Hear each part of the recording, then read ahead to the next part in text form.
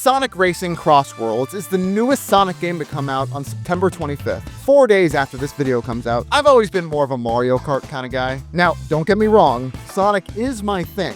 I mean, look at me. But I've never been all that into Sonic racing games besides Sonic Riders, because they've all just felt kind of bland in the past, at least compared to Mario Kart. This time though, it looks pretty damn good. Rivals talking to each other, extreme gear being included again, and the maps changing as you go are all pretty damn cool. Although it has some faults, Mario Kart World is still pretty incredible, and Mario Kart 8 is always an awesome fallback. But I think that for the first time, Sonic Racing CrossWorlds can actually compete this time. So here's why Sonic Racing CrossWorlds might actually be able to beat Mario Kart World. Sonic Racing CrossWorlds is a huge step up from Team Sonic Racing. I mean, there are tons of videos out there on why the game was a flop, but the main reason was the online matchmaking. You couldn't even play with your friends in a kart racer about teamwork. In CrossWorlds, this isn't an issue anymore. You can pair up with your friends, join online lobbies, and all the other good stuff that should just be expected by default. Although the teamwork aspect isn't so much there anymore, wasn't always the greatest gimmick in the world anyway. It was cool to see a new idea for a kart racer, but it could have used some more work. CrossWorlds differs from Mario Kart in a few ways, but most notably is the lack of an open world. It's a more traditional kart racer with a Grand Prix that gives you points based on how you did in each race. Mario Kart World has this too,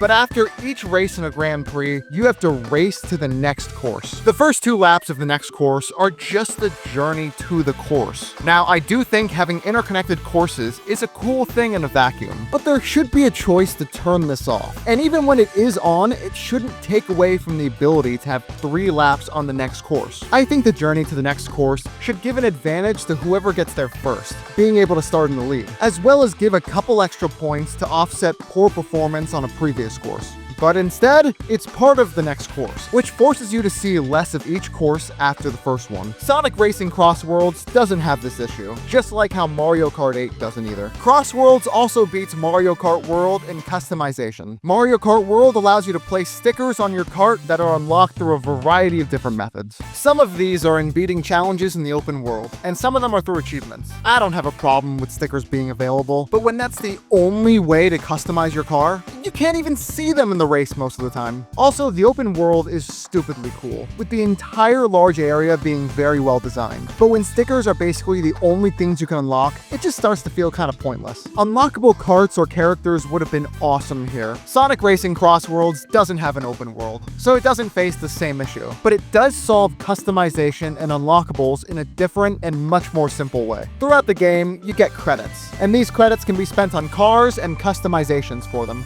And boy, the customizations are awesome. You can change your entire car, the wheels, the colors of everything, and best of all, you can change different parts of the vehicles. You can change the entire look through changing the front, back, and sides of it, and each change will affect the performance of the car. There's also customizable extreme gear, which wasn't even a thing in Sonic Riders. Changing your power-ups, called gadgets, is pretty cool too. You can equip a certain number of customizations to them to give you an edge in a race. Naturally, the better gadgets take up more slots than the worse ones. It's all about how you want to play. Now, there's nothing wrong with Mario Kart's items. They're always very well thought out, but the customization in CrossWorlds definitely adds to the replayability. Speaking of replayability, the tracks changing in the second lap and you never quite knowing what they'll be definitely adds a bit to the unexpectedness of the game. Mario Kart World has an open world that is very well designed. Now, that should mean the replayability is through the fucking moon. And for many people, it does mean the replayability is through the fucking moon. And that's just wonderful. You guys go have fun with that. But when there's nothing to strive for, who fucking cares? In Jet Set Radio Future, I wouldn't have cared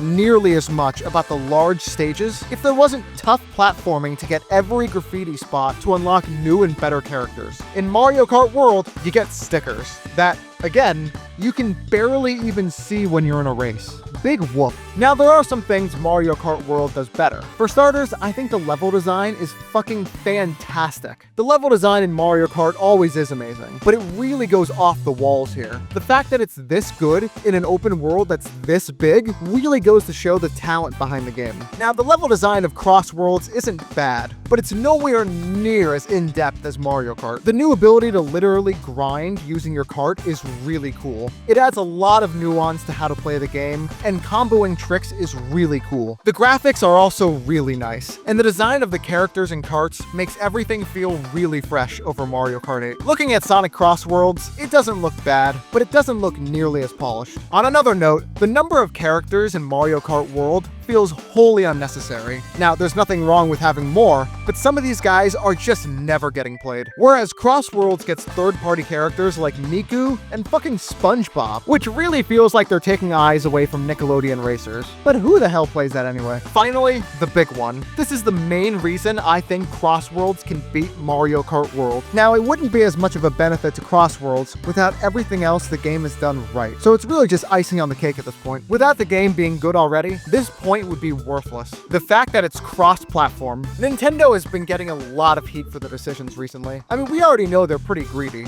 but having shit like patents on Pokemon's ability to summon monsters to fight for you? Come on, man. I know a lot of people have buyer's remorse over the Switch too. Many people aren't justifying buying it at this point. I think the hate is a little overhyped, but that's just me. But being cross-platform means you can play with anyone, regardless of what system they have. This means I can play sitting on my Xbox or go grab my Steam Deck. There are so many more environments to play CrossWorlds that I might just get 2 copies. This will hopefully lead to more sales and, more importantly, more people getting to play it with their friends. The game also feels amazing. If you didn't get a chance to play the beta, you've got to go grab a copy. It helps that it isn't locked behind a $450 paywall for the console and then $80 for the game. CrossWorlds by itself is not only cheaper, but you can also play it on any modern console or computer. My Series S was used for $200, and it's gonna see a lot of Sonic Racing CrossWorlds in the very near future. What do you guys think of Sonic Racing CrossWorlds and Mario Kart World? Do you think one is better than the other? Do you not care? Then why are you even watching this video? Remember to subscribe for more. I make a lot of Sonic content.